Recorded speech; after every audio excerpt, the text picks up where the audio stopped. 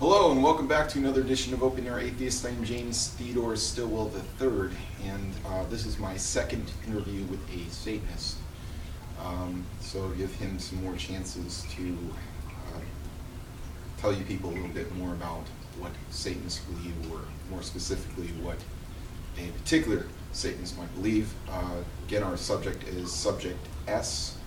So I'm going to go ahead and take the camera and we'll get started.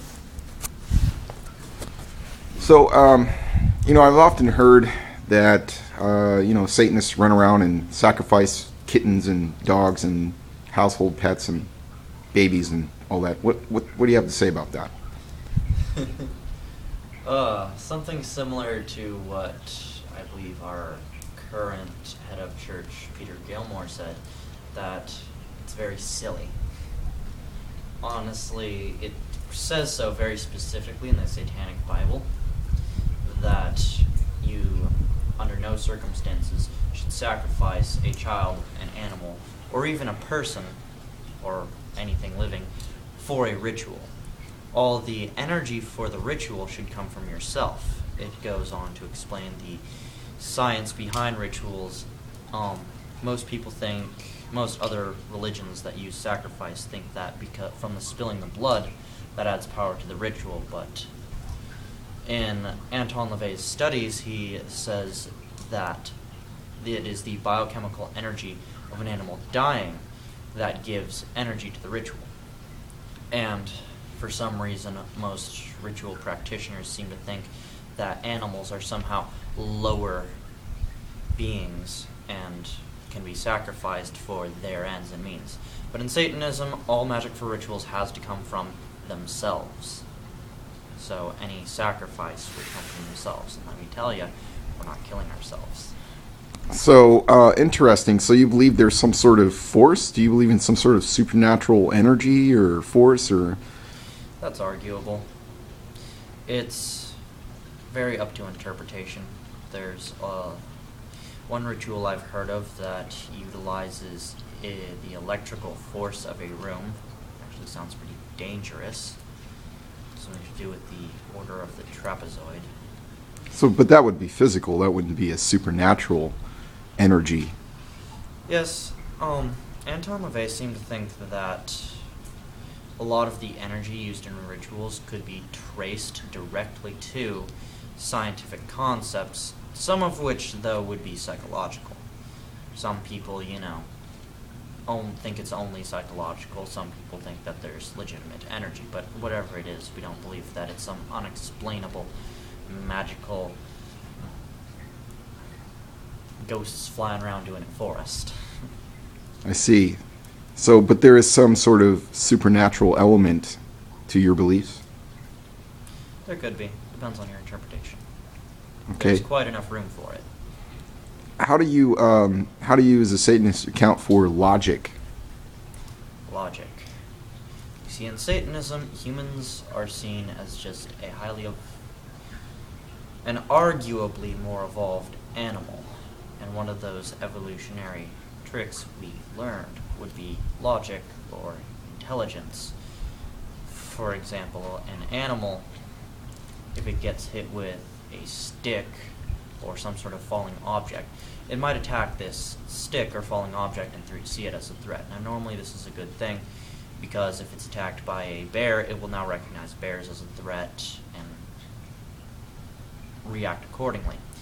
But humans have developed logic and evolved it because it's absolutely unnecessary to attack a stick. An animal could make a bunch of noise, waste a whole bunch of energy, look absolutely insane to anything nearby. Would you say that logic is mutable? Mutable? Yeah. As in? Is it or is it transcendent? It's obviously not a physical object. No. What would you describe logic as being? Obviously, it's a principle, right? Would you say? Logic is a system, a lot like many religious systems we have today, with rules that can and cannot be broken. But unlike most religion, logic logic's rules are based specifically on finding the truth. It's similar to a definition that I've heard of science. Science is not the truth itself, but the pursuit of truth. And logic is just the best thing you can divulge the truth from, because it's the only thing that is only there to find the truth instead of reach some specific religious goal. Is there, before we end this episode, is there anything else that you would want people to know about Satanism, about your worldview, or just any kind of message or anything you might want to say to any viewers out there? The truth is, we don't really need any converts, and if anyone thinks that they're beyond what the current worldviews have to offer, if someone out there can't find any truth but still needs an aspect of spirituality to their life, a sense of dogma per se, then perhaps you could study for yourself and look there. I'm not going to tell you who you are, and as Anton LaVey said, we aren't going to try to convert you. We aren't going to try to seduce you to the dark side.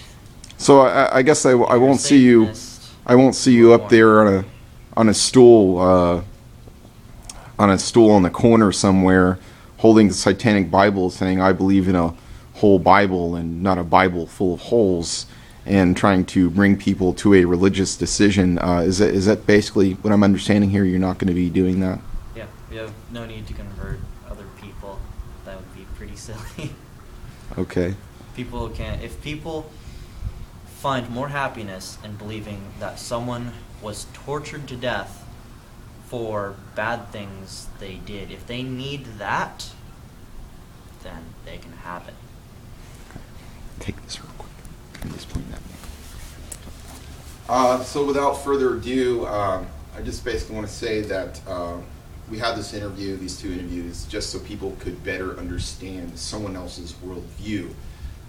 Whether they agree with it or not is besides the point.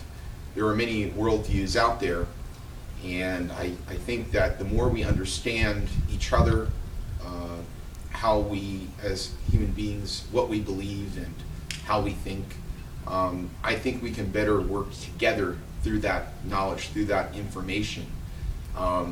Again, not necessarily that we agree with each other's beliefs, but that we better understand each other's beliefs and don't try to strawman each other. And I think that's a big problem in the world today. So I thank you guys for waiting so long for the second interview, and stay tuned for more episodes of Open Your Atheist. I plan on doing a video next, hopefully, and crossing my fingers on this, a video to refute presuppositional apologetics used primarily by the Reformed camp of Christianity. So stay tuned for that, and thanks for watching, and as my Satanist friend would say, don't die.